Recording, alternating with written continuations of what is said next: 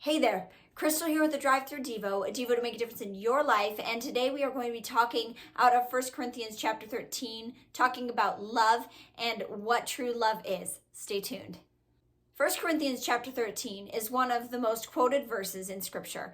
It's quoted at weddings often. It talks about the characteristics of love. We're going to go through all of the characteristics that are described in this chapter this week.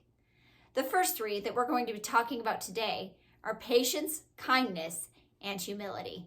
Have you ever dealt with somebody who was impatient? Somebody who just couldn't wait another minute? What about somebody who wasn't kind? They were just mean or arrogant. Speaking of arrogant, what about somebody who wasn't humble? Somebody who is really stuck on themselves? When we think of any of these people, we probably don't think of love.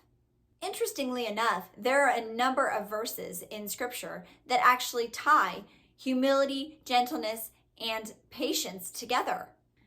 For example, Ephesians 4:2 says to be completely humble and gentle, be patient, bearing with one another in love. Isn't it interesting that gentleness, humility, and patience are all tied together? Here's another example, Colossians 3:12.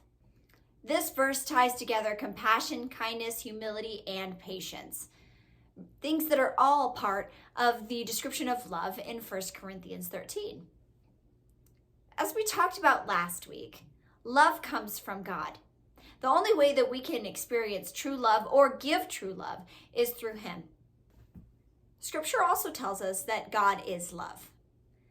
So if we're told that God is love, and then we're told what love is in 1 Corinthians 13, we know that God is these things. God is patient, God is kind, and God is humble.